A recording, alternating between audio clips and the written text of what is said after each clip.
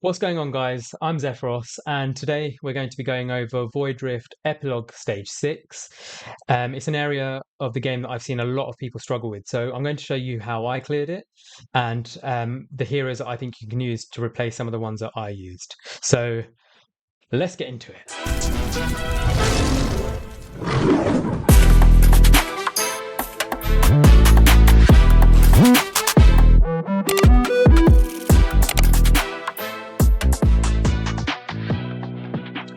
So we'll jump right into the actual boss fight.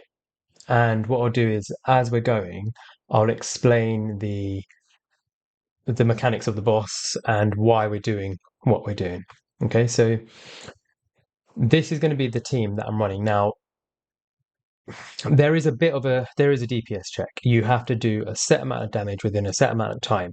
So your builds need to be of a decent level, and you do need there's a limited pool of heroes that you can use. So I'm going to be running a nightmare comp and chaotic comp, and there are things that you can sub out. Like, for example, Lust is actually amazing in this boss as well. I feel like I didn't need Lust, which is why I haven't put her in. Garn is not needed. Valderon is really useful, and he does make things easier just because of the amount of damage it can do and his survivability, but you can take him out and you can put other DPS heroes in. I'd say Volker, sorry, and Elowin are probably two of the ones who are harder to replace, just because Elowin's rage regen is so useful on Volker. Cutting, or A1 Volker, cutting down the respawn time is pretty much, you can't replace Volker A1 in my opinion, just because in this comp Decimus needs to be coming back quick enough on that second phase, and Valkyra and Ardea need to be coming back quick enough to hit the side lanes. So let's jump in, and I'll show you the build afterwards, as long as we get a successful run, that is. So first things first, there's an element of luck here, because I always say to put down Ardea first, and if it doesn't spawn, if the portal doesn't spawn, so that in the first phase the boss will be spawning portals, right? And if he doesn't spawn on the right side, then you kind of have to restart for this if your build is not good enough. So we're lucky it's actually spawned in the right place. If it had spawned here, I would say restart, and I'll explain why later on in the vid. Probably should have put the next hero down, but it's fine. Now, the best thing about Elowin, right? What's going to happen is she's going to kick up her little elf sprite, and when she does that, put it down, pick it back up, because it regens some cost here, which is super useful. Ardea has done her job there. Take Ardea down. So you are literally using Ardea just for the side lanes, all right? And there, can you see a portal spawned up there? So now we're going to place Valkyra there. You're just going to keep ulting whenever you can. Elowin's ult is not really important at this stage of the game. And what you're going to do, if you're ever feeling like it's going too quick, just click on one of the heroes. It will slow things right down. Okay. These guys, when they come to around here, right? So here it'll be right next. If it spawns on this side, it's going to be right next to this kind of arch here. When they get to about here, you're going to essentially activate Valkyra's ult, all right? Because it stops her from dying, and she will take care of that wave. Sprite has come up again, so we're going to place it, pick it back up for a bit of cost, and we're going to place Torador in there. So now we're going to watch here. These guys are coming down, so we're going to wait till they get to around there, and we're going to wait a little bit more and probably ult about there. So she's ulted, so it doesn't matter whether they kill her now. Ardea is up, so we place Ardea. It's really important, especially even in the first instance when she was here, you pick her up as soon as she kills. Because as soon as they're dead, you need her up, because you need her back in time for this, which is why I say place her first. If you place her first, she kills them quicker because she gets into her ult, and kills him much quicker than if you placed her as soon as the portal appears. And it means you can get her down quicker for this bit. Just means it's less rushed for you, okay? So now we're going to be watching Valk here, right? Because once she's killed this guy, pick her up so that you get your cost back. Because if she dies, you don't get your cost back, all right? At this point, I'm actually going to hold off because I need the cost. So now that we're into the second stage of the boss, he's going to start putting down, he's going to start trying to pick up heroes. He's got an ability, a really annoying ability, where he will place a vortex and lift up your hero. Basically rendering that space. If he does that skill and he lifts up your hero, that tile becomes dead zone. You can't place anyone there going forward. And that's what Decimus is in this lineup for. So I'll show you exactly what Decimus is needed for. But first, we're going to pick up Ardea. So she's doing her job there. She's killed, so we pick up. And now we just need to wait for a timer to come down. All right. So there's going to come a little blue bar at some point now. I'm going to place Volker just so that everyone speeds up. And there, can you see Tempest Cataclysm? So we're going to place Decimus down. I'm just going to place this and we're going to click on Decimus, right? Because what you're looking for here now is there's going to come a white circle at the feet of Decimus after this bar goes down. The moment that white circle comes around Decimus's feet, you're going to lift Decimus back up. There you go. You see that? So that circle comes up. By lifting Decimus back up, this boss does not get to do that vortex, essentially. It becomes an irrelevant skill. Because if you don't place Decimus, he's going to place it around one of these units. He'll always place it on the first three tiles. If there's no one in those tiles, he's going to place it on one of these guys, which is the last thing that we want. So it's coming back up again. We're going to wait for Decimus to come back.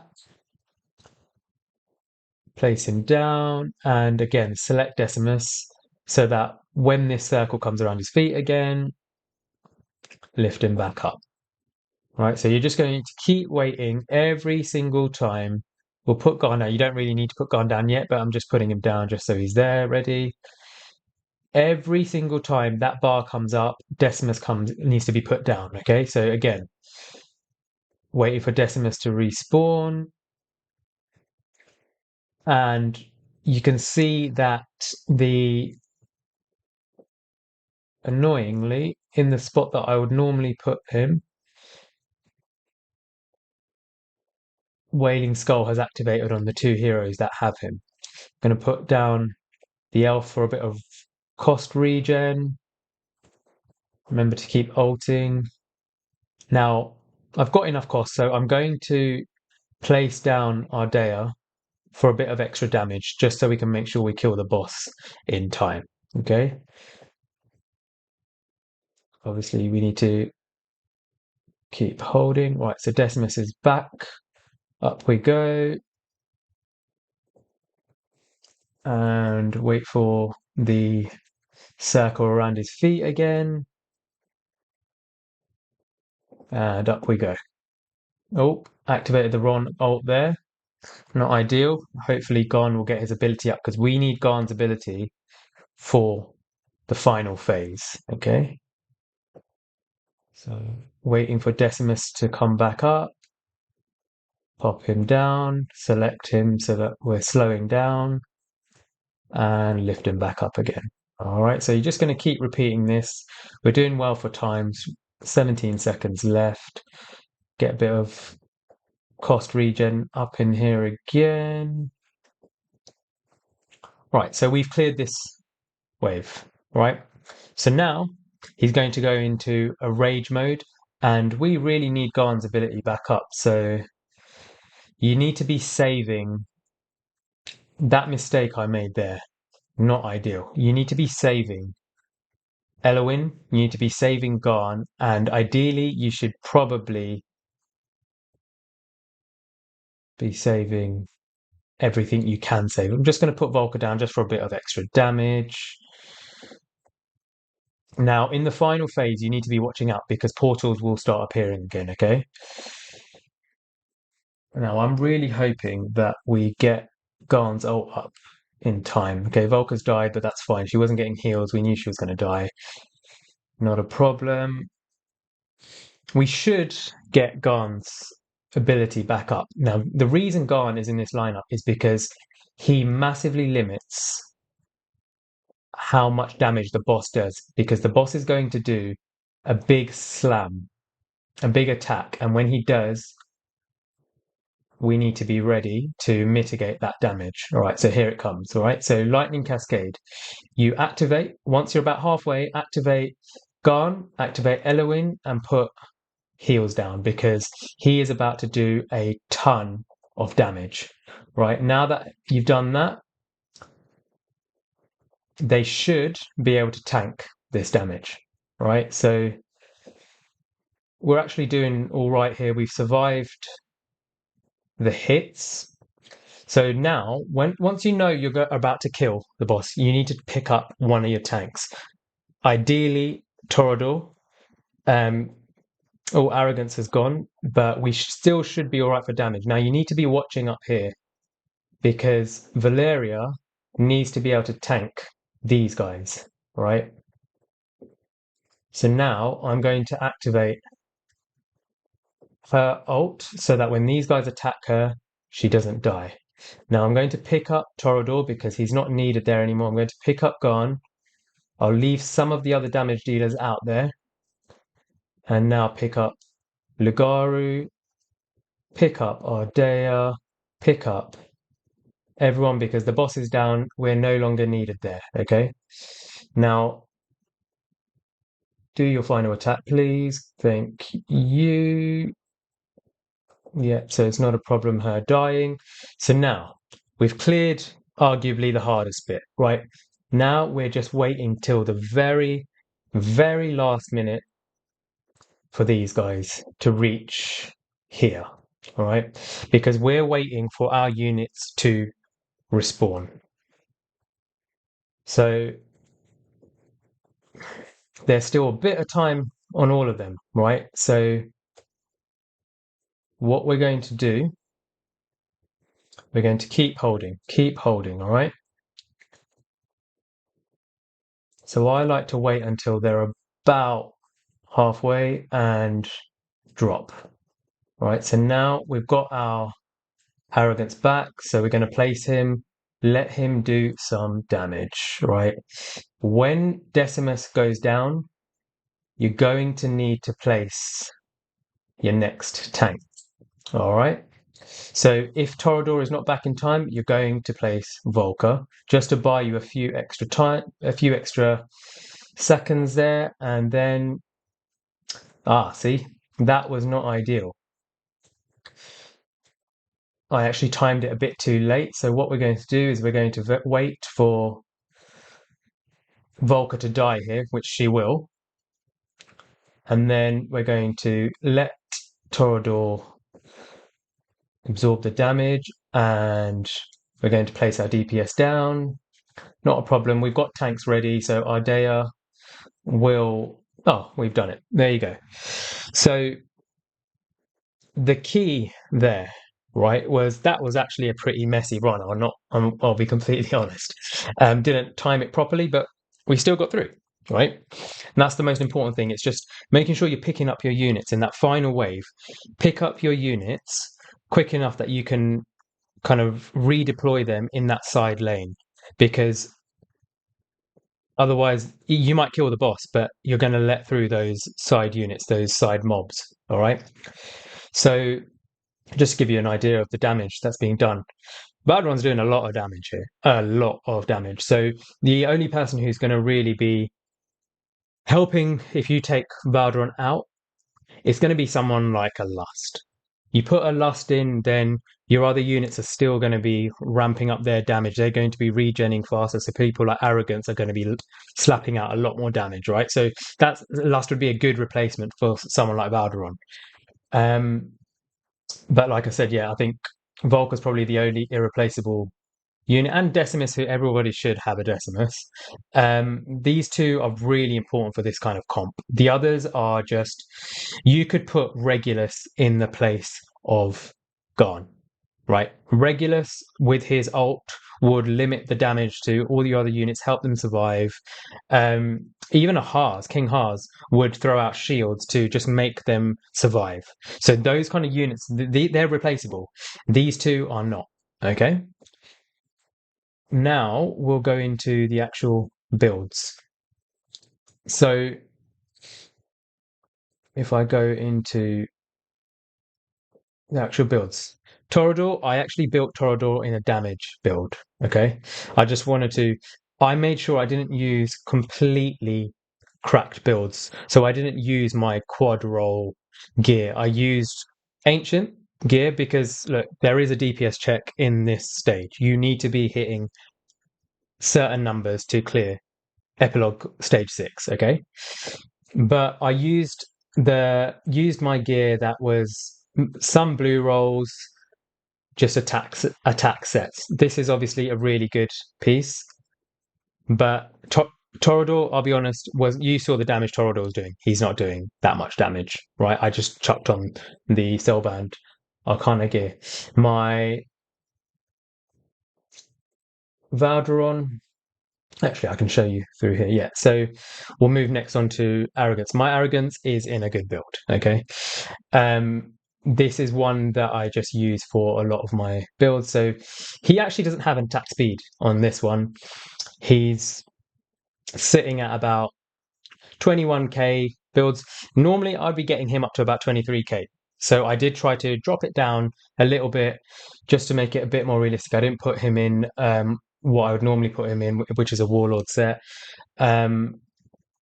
But these are still good pieces, all right? There's no denying they are good pieces. This one is less cracked. So where possible, I have tried to dull the gear down a little bit. Again, this is a decent piece, pretty good piece, with the HP as well, just to give him a bit of survivability. Here, again, good piece. No attack speed though, so he's a lot slower than I would normally run, like a lot slower. There's two pieces in here that don't have attack speed on them because I've taken them off. So yeah, that's Arrogance's gear, and he's in a realm tier, so I don't have him in his exclusive artifact. He's in realm tier. Valderon and Lugaru, I have got them in good artifacts. I'll be honest, I've got them in maxed out Wailing Skulls. But ideally, you want them, if you've got Wailing Skulls, put Wailing Skulls. They just increase your DPS massively. But you could put him in a Scarlet Hunt and you'd be fine. Okay, he would still deal a lot of damage. Again, I've not put him in an optimal set. I've not put him in one of my Infernal Raw sets that I would normally be putting him in, like my Silas Infernal Raw set or even my Alistair Infernal Raw. I've not put him in those sets. Okay, I've just put him in Aegis Wrath, and again, I've not put him in two attack percentage bonuses. I've put him in crit damage, so his attack is actually not that great. With Lugaru, you can easily push 20k plus attack. Just two attack percent pieces here, you should be hitting that. Okay, this is a decent piece, but I've put him in a suboptimal Wicked Vengeance. Look, you don't need Wicked Vengeance on him, okay? You can put him in a Warlord set, and you'll be fine. With Lugaru's base stats, you could even put him in. You could easily put him in a. My mind's just gone blank. Easily put him in an Annihilating Might set, and you'd still be okay. He's got enough base stats. If you've got 2 or 3 attack percentage pieces on here, okay? So this isn't absolutely cracked gear. This is end game gear, yes, but it's not cracked gear, okay? I have really tried to peel it back where I can. In terms of Volker, I can't even remember what I put Volker in. What did we put? Let's find out. Aegis Wrath. So I put her in a damage build, but look, you saw how often Volker was up. She was not up. I only put Volker down at one point, the first time I put Volker down, it's literally for the Nightmare faction bonus, just to give everybody else increased speed. So the earliest point that I can put Volker down as the fifth Nightmare unit, I put her down just to increase everybody else's speed. But what you put her in doesn't matter. Okay, don't worry about it. If anything, you could actually arguably put her in a invigoration set, so that when you drop her down, she's adding just 10% to somebody else. If you add her to your arrogance or your Lugaru or your lust, or if you've got Valdron onto Valdron, great. You're just increasing their bonus, okay? Same thing with Eloin, Invig, okay? Just build her as you would a normal healer, nice and quick, decent attack, and just good healing effect. Invig, that's all you need, okay? She's going to be adding extra damage onto whoever you place her on. In my case, I put it onto Valderon, okay? Valderon's build, he's in a pretty good Infernal Raw set. So he's hitting 27k attack. He's all attack. That's a quad roll piece. This is a trip piece with a blue roll on the crit damage. This is a good piece, but not ideal fourth stat. So let's not get it twisted. This is a good build, but it doesn't need to be a good build. We killed the boss pretty early. We had a lot of time to spare. Okay, so a lot of the time in a less kind of pract run, less optimal run, where you run a bit longer, you would just pick up a few units earlier, like your Torador. Torador is the one you have to pick up early. Leave your other DPS, it's not a big deal. Pick up Torador early, so that the moment Decimus drops, drop your Torador. The moment he dies to that side lane, okay? That's the only crucial key piece of timing you need there, okay?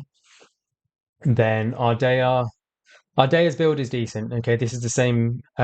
She's in a pretty good build, 31k attack.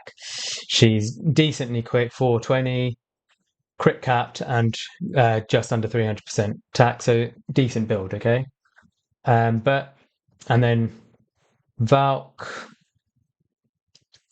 again, crit capped, 350%, and she's just under 22k attack. So these are decent builds. Garn is just in standard Guardian set. If you want to really min max and try and get as much damage as possible, you could build him in a tanky Invig set. He'll just drop another Invig boost. Great. And then same thing again for Decimus. I've got Decimus built in. Okay, I didn't. Normally, you would put Decimus in another Invig set. Doesn't matter what piece, just any piece, chuck on any Invig set, so that he's giving an additional 10. Right, so in that run, I could have had Garn on an additional 10, giving out Invig 10% to who was in front of him. It was Torador. I could have had Decimus, place him facing down, facing towards Lugaru, and that means with Eloin's Invig, with Garn's Invig, and Decimus's Invig, I could have had 10% on all of them. Right, so even if you have lower builds, but you do all of those things, which I didn't do, you can boost your DPS, right? So make sure you're kind of doing all of those things to just maximize your damage output. And then obviously these two need to be in a semi-decent build, so they can handle their lane. Once they handle their lane quick enough, pick them back up, done. So that is how you clear Epilogue Stage 6, all right? If there's any kind of doubts about who you can use to sub in, which heroes can be used in place of these guys, comment below what you'd like me to kind of go over. I'll be replying to whatever you guys post. So please, if you found this guide useful, please hit like, hit subscribe. It really does help my channel just kind of grow in its early stages. So yeah, I've been Zephyros. Catch you soon.